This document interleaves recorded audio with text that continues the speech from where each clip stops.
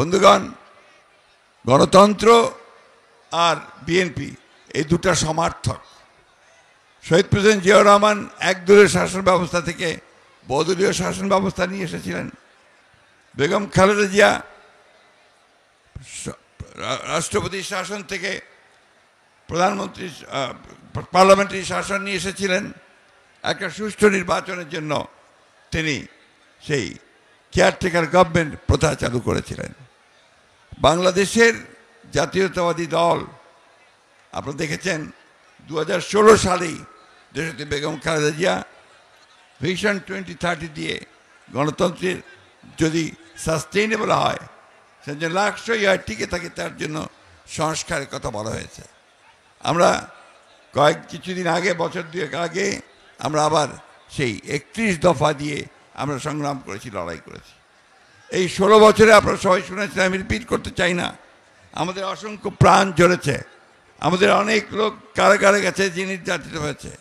আজকে এখানে অনেক রিক্সাওয়ালা ভাই আছে আশেপাশে, যারা সেই গ্রামে থাকতে না পেরে তারা শহরে চলে এসে এখানে রিক্সা চালিয়েছে। আমাদের অনেক ছাত্রনেতা তারা এখানে রাস্তায় হকারের কাজ করেছে। গতকাল আমি পঙ্গু হাসপাতালে গিয়েছিলাম, সেখানে দেখলাম যে একটা 13 বছরের ছেলে গুলি লেগে তার একটা পা কেটে ফেলতে হয়েছে। এই যে ত্যাগ, এই তিতিক্ষার মধ্য দিয়ে বাংলাদেশ জাতীয়তাবাদী দল এগিয়ে চলেছে, গণতন্ত্রের সংগ্রাম তা এগিয়ে চলেছে। বন্ধুগণ, আজকে আমাদের সামনে একটা সুযোগ এসেছে। ছাত্র জনতার আত্মত্যাগের মধ্য দিয়ে আমরা একটা সুযোগ পেয়েছি একটা গণতান্ত্রিক রাষ্ট্র প্রতিষ্ঠা করবার। সেই কথাগুলো আমাদের মনে রাখতে হবে। আমরা সেই সুযোগ যেন হেলায় না হারাই। আজকে এমন একটা অবস্থা তৈরি করতে হবে যেন এখানে সত্যিকার অর্থেই গণতন্ত্রের আর প্রতিষ্ঠা করতে পারি। আরেকটা কথা আমি অনুরোধ করব সকলকে, যে আপনারাই হচ্ছেন সেই ভ্যানগার্ডস, আপনারা হচ্ছেন সেই পাহারাদার, গণতন্ত্রের পাহারাদার। আপনারা সেই গণতন্ত্রকে রক্ষা করবার জন্য অতীতে লড়াই করেছেন, আপনারাই সেই গণতন্ত্রকে রক্ষা করবেন। এবং সেই জন্যে এই গণতন্ত্রকে যদি কেউ ধ্বংস করতে চায়, আবার বিপথে নিতে চায়, লুট করে নিতে চায়, সেখানে আপনারা অবশ্যই রুখে দাঁড়াবেন।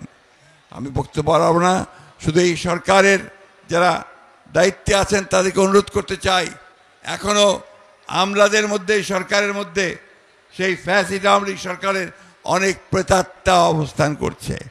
তারা সমস্ত যে প্রচেষ্টা আমাদের গণতন্ত্রে ফিরে যাওয়ার, সেই বাংলাদেশকে ফ্যাসিস্ট মুক্ত করবার, সেটাকে নস্যাৎ করবার জন্য তারা এখনও বসে আছে, চক্রান্ত করছে। এই চক্রান্তকে রুখে দাঁড়াতে হবে। গণতন্ত্র দিবসে আজকে আমাদেরকে আবার সেই শপথ গ্রহণ করতে হবে। যেভাবে বুকের রক্ত দিয়ে আমাদের ছেলেরা এই সুযোগ সৃষ্টি করেছে, বুকের রক্ত দিয়ে হলেও আবার আমরা সেই সুযোগকে রক্ষা করব, বাংলাদেশকে সত্যিকার অর্থে গণতান্ত্রিক রাষ্ট্রে পরিণত করব। আমাদের নেতা, আমাদের তারেক রহমান সাহেব দেশে ফিরে আসবেন। দেশনেত্রী বেগম খালেদা জিয়া চিকিৎসার জন্য বাইরে যাবেন, সুস্থ হয়ে ফিরে আসবেন, এই দোয়া চেয়ে আজকে আমি সমস্ত পঙ্গু আহত যারা হয়েছে তাদের উপযুক্ত ক্ষতিপূরণ দেওয়ার জন্য সরকারের কাছে দাবি জানাচ্ছি। যারা নিহত হয়েছে তাদের ক্ষতিপূরণ দেওয়ার জন্য আমি সরকারের কাছে দাবি জানাচ্ছি। এটাই হোক আজকের দিনে আমাদের শপথ। আমরা সবাইকে ধন্যবাদ জানাচ্ছি। আসসালামু আলাইকুম, খোদা হাফেজ। বাংলাদেশ জিন্দাবাদ, বাংলাদেশ জাতীয়তাবাদী দল জিন্দাবাদ, শহীদ জামারক দেশনেত্রী জিন্দাবাদ, তারেক রহমান জিন্দাবাদ।